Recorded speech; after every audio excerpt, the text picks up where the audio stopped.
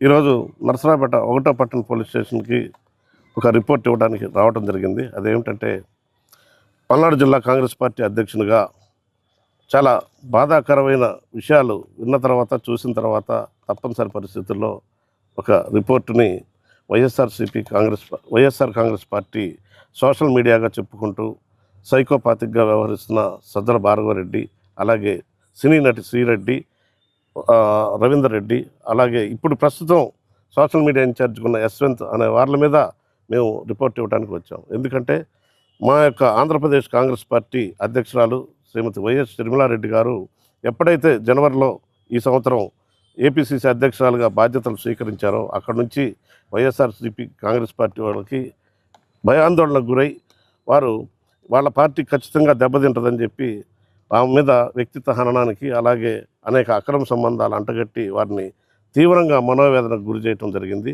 వారితో పాటు అలాగే లక్షలాది మంది కాంగ్రెస్ పార్టీ అభిమానులు కూడా తీవ్ర మనోవేదనకు గురయ్యారు. ఇదంతా కూడా ఒక వర్గాల మధ్య గొడవలు రేపే ఉద్దేశంతో వారు సోషల్ మీడియాగా చెప్పుకుంటున్న వారు అనేక రకాల పోస్టింగ్స్ సోషల్ మీడియాలో పెట్టి వ్యక్తిత్వ హననానికి, అలాగే తీవ్ర మనోవేదనకు గురి చేశారు. కాబట్టి ఈరోజు సజ్జల భార్గవరెడ్డి మీద, ముఖ్యంగా శ్రీరెడ్డి, ఆమె ఇష్టానుసారం ఒక మహిళను కూడా చూడకుండా ఒక సాటి మహిళగా నోరు పారేసుకొని ఆమె పెట్టిన జుగుప్సాకరమైన పోస్టింగ్స్ని ఎవరు చూసినా కూడా చాలా బాధాకరంగా ఉంటుంది. అటువంటి వ్యక్తిని ఎట్టి పరిస్థితుల్లో శిక్షించాలన్న ఉద్దేశంతో ఈరోజు రిపోర్ట్ ఇవ్వడం జరుగుతుంది.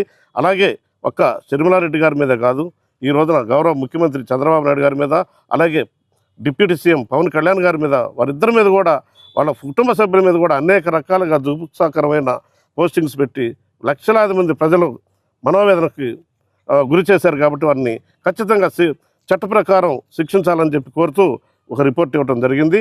అలా వారు ఇప్పుడు పోలీసు వారు కనుక ఎటువంటి చర్యలు తీసుకోకపోతే ఖచ్చితంగా దీన్ని కోర్టులో ప్రైవేట్ కంప్లైంట్గా వేసి వారిని శిక్షించే వరకు కూడా పల్నాడు జిల్లా కాంగ్రెస్ పార్టీ తరఫున పోరాటం చేస్తామని చెప్పి మీ అందరికీ మనవి చేసుకుంటూ సెలవు తీసుకుంటాం.